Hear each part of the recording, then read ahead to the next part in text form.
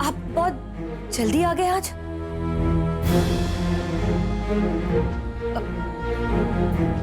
चाय पियेंगे गरम? नहीं, यहाँ तो वैसे भी बहुत गर्मी है। मैं शरबत लेके आती हूँ आपके लिए, ठंडा। हाँ, घर में जहर है तो वो लेकर आना।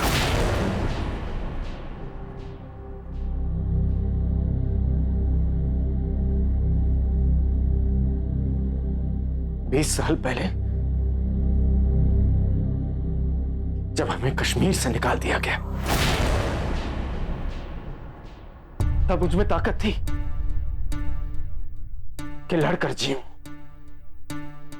लेकिन अभी वो ताकत नहीं है मुझ में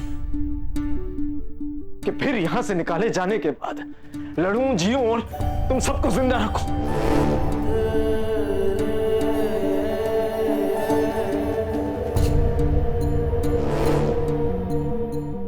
इसलिए अपने उस शरबत में थोड़ा जहर डाल देना और सबको पिला देना।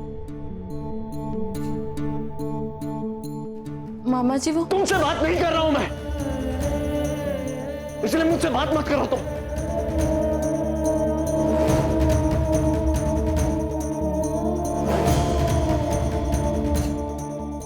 जानती हो बाहर बस्ती में क्या बातें हो रही है? जानती हो तुम? अरे ये तो कल के आए हो, लेकिन तुम चलो, तुम तो यहां 20 साल से रह रही हो, यहां की इस बस्ती के हर रग रग से वाकिफ हो तुम। फिर क्यों नहीं समझा है तुमने इन्हें कि ये इनका स्वर्ग से सुंदर कश्मीर नहीं है,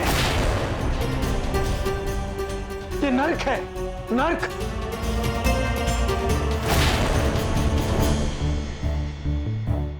जहां पर सिर्फ गुंडाराज चलता है, जहां अगर जेब में पैसे हो तो भगवान को प्रसाद चढ़ाने से पहले इन गुंडों को चढ़ाने पड़ते हैं, क्योंकि भगवान को जवाब तो ऊपर जाकर देना होता है, लेकिन इन लोगों को तो यहां पर देना पड़ता है, नीचे। अरे इनसे निपटे तब तो ऊपर की सोचे। मामा जी बात मुंबई या कश्मीर की नहीं है, बात सही या गलत की है, और हम क्यों किसी से यही नहीं सुनना चाहता मैं।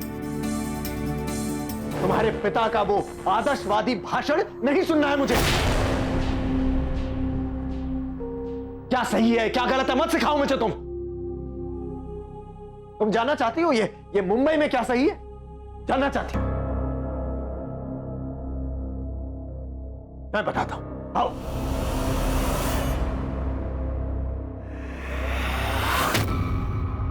वो देखो, वो घर किसका है? महल जैसा घर किसका है?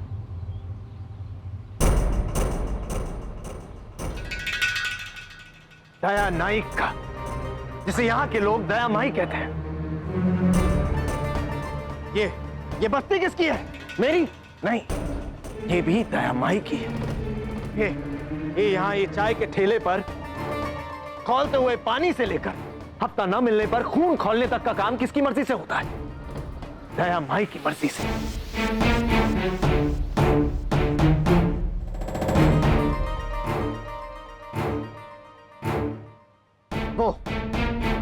वो जो लड़का वहां पर बैठा हुआ है, वो कौन है? वो कोई सड़क छाप 2 पैसे का आवारा गुंडा नहीं है, वो दया माई का हुक्म है, जो इंसानी शरीर के रूप में या हर एक के घर और दुकान के दरवाजे पर जाता है हफ्ता मांगने। अंतरा, इस बस्ती के हर एक घर में तुम्हें एक गोविंद मिलेगा, जो कहीं ना कहीं अपनी मिट्टी को छोड़कर यहां पर आया है और अपनी जिंदगी से लड़ता रहेगा जब तक वो खुद मिट्टी में न मिल जाए।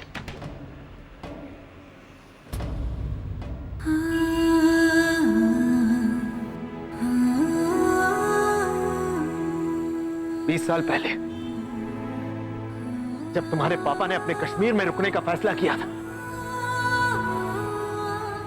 और हजारों लाखों कश्मीरी पंडितों की तरह मैंने यहां इस शहर में आने का फैसला किया, तो इस जगह ने हम दोनों को पनाह दी, हमें जगह दी, हमें एक छत दी। तुम्हारी मामी को शर्म से बचने के लिए दीवारें दी। इसलिए आज जो ये रघु हमसे पैसे ले रहा है वो कोई हफ्ता नहीं है, वो उसी एहसान का ब्याज है जो हमें चुकाना पड़ेगा।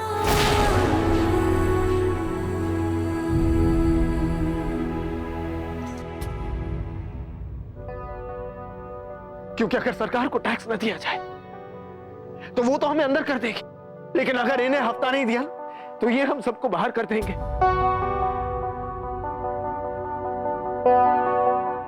और मैं फिर से बेघर नहीं होना चाहता, इसलिए मैं तुम्हारे सामने हाथ जोड़ता हूं कि इस बस्ती के शोर को मत सुनो, और अगर सुनना ही है तो इस बस्ती के शोर में अपने पिता की सिखाई हुई बातों की आवाज को दबा दो।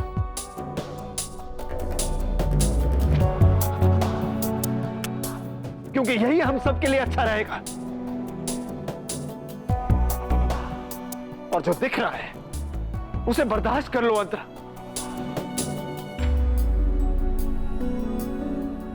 और अगर बर्दाश्त नहीं होता तो अपनी आंखें बंद कर दो और अंधी हो जाओ, क्योंकि इसी में हम सबकी भलाई है।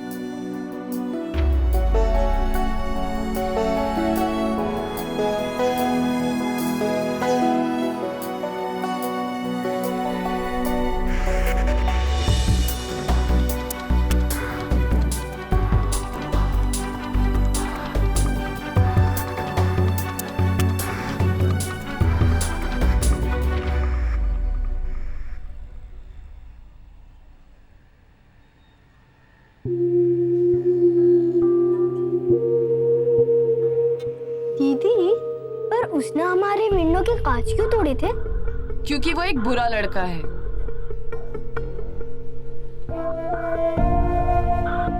दीदी, तुम अभी भी गुस्सा हो ना? वो फाइटिंग वाला?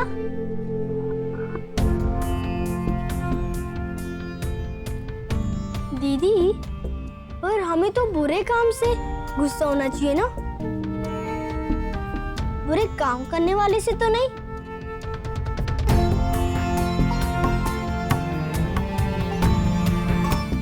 वो जो बिल्डिंग में गलत अंकल रहता है, हमें उनसे नफरत करनी चाहिए।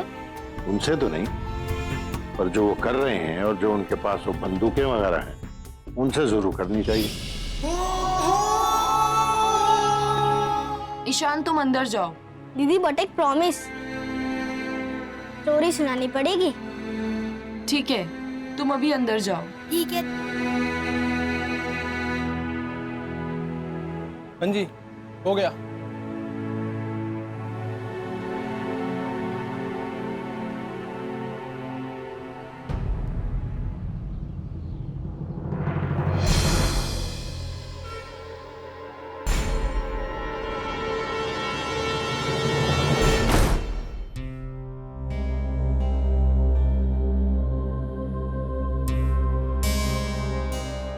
ये गर्मी ना आग उगल रही है।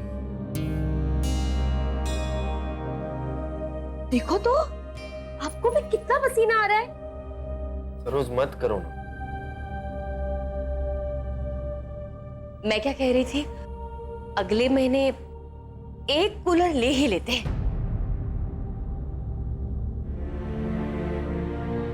गर्मी लग रही है।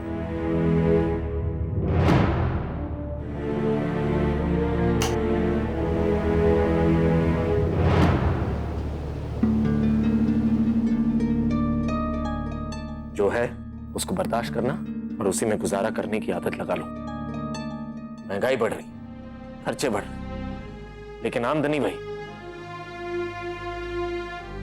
अगर अय्याशियां करनी है ना तो दूसरा जन्म ले लो तुम। अरे नहीं नहीं, मैंने तो बस ऐसे ही कह दिया था, आपका मूड ठीक करने के लिए।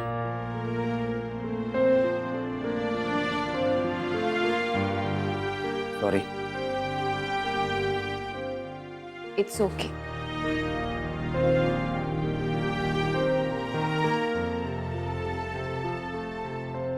दीदी अकेली तो नहीं है ना? नहीं, नूरापा है ना, वो तो दीदी को एक मिनट भी अकेला नहीं छोड़ती। सरोज एक बात कहूं, मैं सोच रहा था कि इस साल गणपति और दिवाली के बीच अगर धंधा अच्छा हो गया तो दीदी का इलाज किसी प्राइवेट अस्पताल में स्पेशलिस्ट से करा दे। हाँ बिल्कुल, क्यों नहीं। क्योंकि फिलहाल तो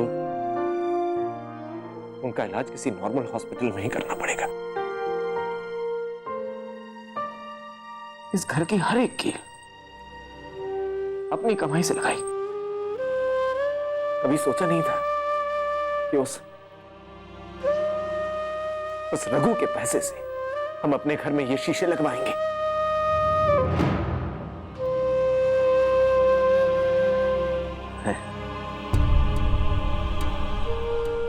इससे आगे बढ़ना ही पड़ेगा।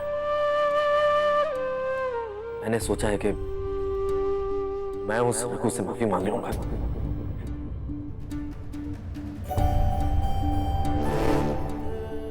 मांगना पड़ेगा, क्योंकि अगर नहीं मांगा तो इस घर से बाहर निकलना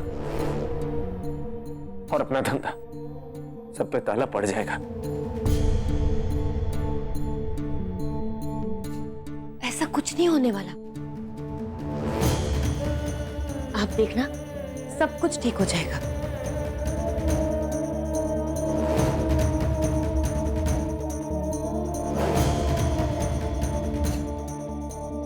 आप चिंता मत कीजिए।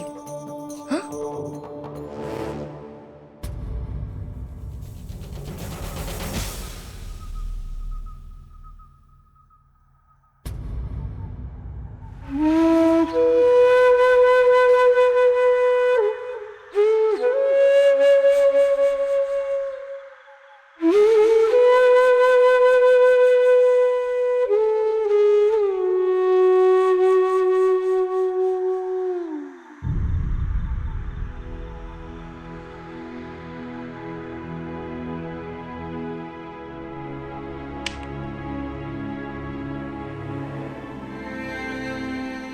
दिल में कभी कोई बात दबा के नहीं रखना। जज्बात को दबा दबा कर ढंग की जिंदगी जीना बहुत मुश्किल होता है। थोड़ी गुंजाइश, थोड़ा खुलापन, ताकि कोई अंदर झांक सके, कोई अंदर देख सके।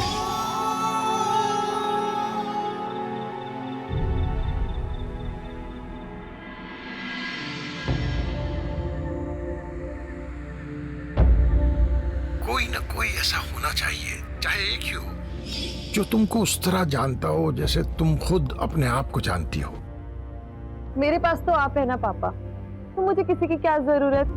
टॉइंग। आज तो हूं, कल भी शायद हूं, लेकिन परसों अगर टॉइंग हो गया तो पापा आपसे 1000 बारी कहा है, मुझसे ऐसी बातें मत कीजिए।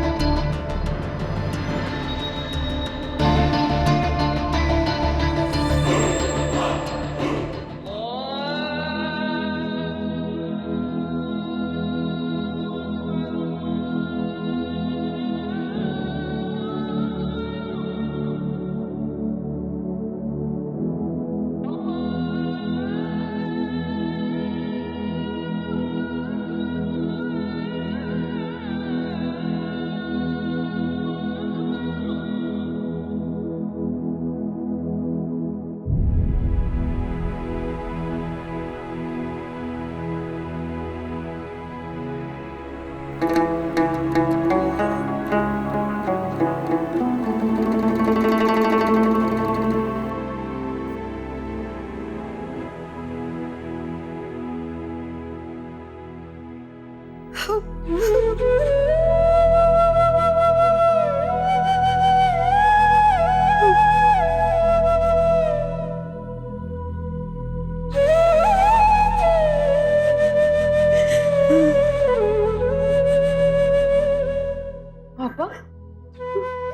क्या हुआ? 8 साल की थी मैं जब मैंने अपने माँ बाप खोए थे और डॉक्टर साहब मुझे घर लेकर आए थे। पहली रात इतनी डरी हुई थी मैं कि नींद ही नहीं आ रही थी। डॉक्टर साहब समझ गए, उन्होंने प्यार से मेरे सर पर हाथ फेरा और बोले, डर, दुख ये सब कमजोर होते हैं। इंसान जरा सा भी मुस्कुराए तो ये घबरा कर भाग जाते हैं। तो जब भी कोई दुख हो हंस दो, जब भी तकलीफें आए हंस दो।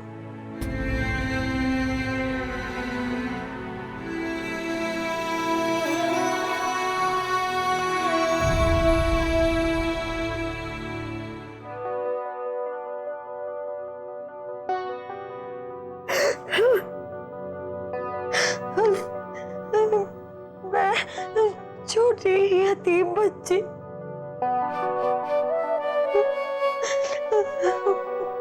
मुझे हंसना सिखाया उन्होंने अंतरा। हर दुख में हंसी में, हर तकलीफ में हंसी में, हंसना जैसे मैंने अपनी आदत बना ली थी। लेकिन ये सब जो हो रहा है,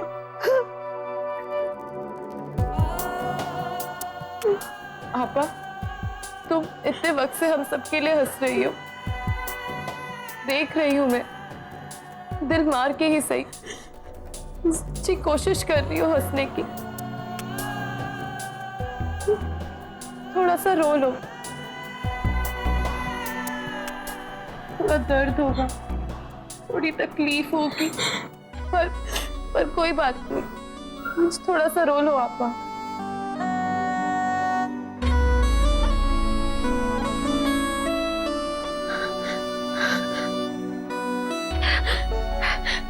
जिसके लिए रो रही हूँ उसी को तो वायदा किया था कि मैं हमेशा हंसती रहूंगी।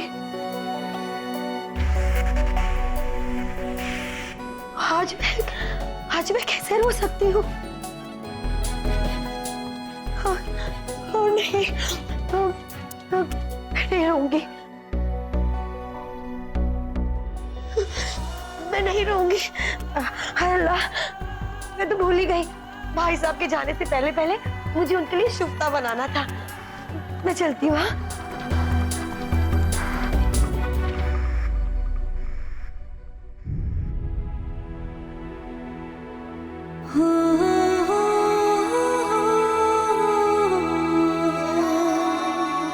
पापा आप कहते थे ना, सूरज की पहली किरण अंधेरी रात के बाद ही एक नई सुबह लाती है। मुझे भी उस सुबह का इंतजार है।